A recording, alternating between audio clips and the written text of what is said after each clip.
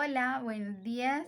Mi nombre es Jimena Victoria Rodríguez Escobar, soy politóloga y el día de hoy quiero hablar con ustedes y exponerles acá acerca del concepto de la influencia, de las consecuencias negativas y del marco jurídico de la apropiación cultural. Pero de la apropiación cultural del conocimiento tradicional.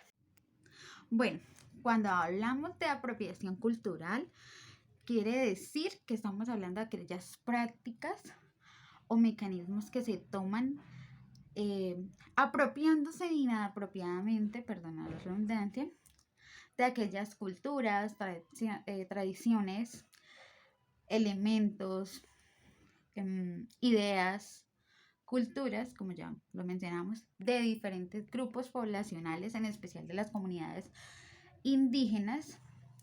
¿Para qué? Para únicamente favorecerse ellos. ¿De quién hablo de ellos? Cuando digo de ellos, estoy hablando de las entidades, de las empresas, de algunos comercios que se quieren apropiar del conocimiento cultural de estas comunidades o estos grupos poblacionales sin necesidad, sin ningún control, sin pedir respaldo, solamente apropiándose y ya. Bueno, en cuanto a las consecuencias, desafortunadamente, de estos hechos de apropiación cultural de conocimiento tradicional están identificadas plenamente en qué? En tres factores: la desvalorización cultural, la pérdida de importancia, explotación económica y el deterioro del conocimiento. Bueno, pero vamos a explicar un poquito más a fondo porque estas cuatro consecuencias son las más graves y son las principales al momento de la apropiación cultural de conocimiento tradicional. Porque todos se preguntarán, bueno, pero ¿por qué pasa esto? Lo primero, la primera consecuencia, como lo mencionábamos, la desvalorización cultural. ¿Por qué? Porque estas empresas o estos organismos, estas personas, como lo mencionábamos anteriormente, se apropian de aquellos elementos que son identidad propia de los grupos poblacionales, como los grupos indígenas, los grupos afrodescendientes, entre otros, ¿sí? Se apropian de estos elementos generando ¿qué? ¿Qué genera esto? Pues que estos elementos pierdan su valor porque ya van a decir, bueno, si estas, vamos a colocar un ejemplo pequeño, si estas tulitas o tulas de guayú, que son tejidas en la Guajira, las toman y se apropian del conocimiento de ellas, entonces van a decir, no, eso es una simple tula que la puede hacer cualquiera y no tiene importancia, ¿sí?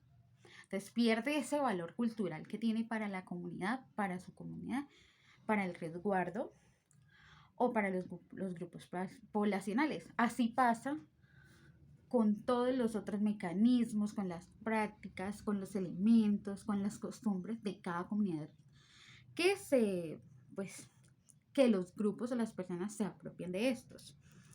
Eso por una parte. Por otro lado, el tema de la explotación económica hace referencia, ¿por qué? Porque los grupos que se están apropiando indebidamente del conocimiento cultural de las comunidades o los grupos poblacionales definitivamente no los van a seguir reconociendo, no les van a reconocer su trabajo, su autonomía, su cultura, su potencial.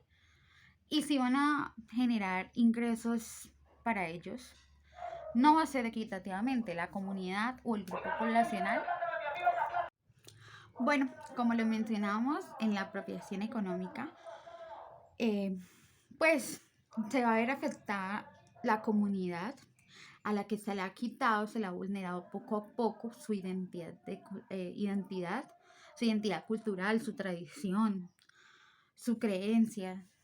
¿Por qué? Porque sencillamente las personas que se están apropiando de su conocimiento cultural están haciendo únicamente dinero, cogiendo fama, porque desafortunadamente es así, esa es la realidad. Solamente lo hacen, se apropian culturalmente para generar ingresos y generar pues crecimiento económico. ¿Pero para quiénes? Para ellos, porque la comunidad obviamente que se verá afectada porque no va a tener ingresos al perderse la valorización de sus productos, de sus elementos, pues va a generar que ya no tenga importancia, que todo el mundo piense que cualquiera puede hacerlo, que no tiene relevancia, pues, este elemento de las comunidades, y esto genera, pues, un crecimiento económico para ellos, los que se están apropiando, pero un déficit económico para los integrantes y los miembros de los grupos poblacionales.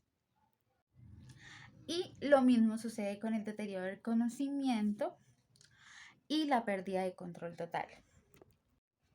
Ahora bien, en cuanto a marco jurídico de protección, encontramos que las comunidades indígenas y los grupos poblacionales a quienes se les afecta directamente por la apropiación indebida cultural del conocimiento tradicional cuentan con algunas jurisprudencias,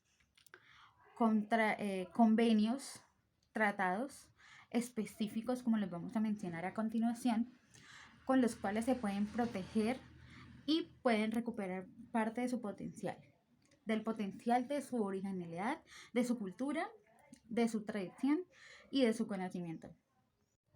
Bueno, encontramos el Tratado de Cumbre de Tierras en Río de Janeiro. También encontramos el Acuerdo de Diversidad Cultural. Pero también encontramos aspectos importantes como el Convenio de Conocimiento Internacional sobre Flora y Fauna y Aves en especies de vía de extinción. Y también encontramos uno que es pero muy importante recalcarlo. Y uno que es muy importante es la Declaración de las Naciones Unidas para los Pueblos Indígenas.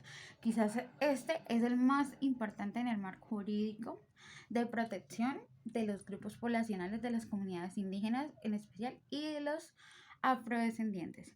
Así que muchas gracias por acompañarme.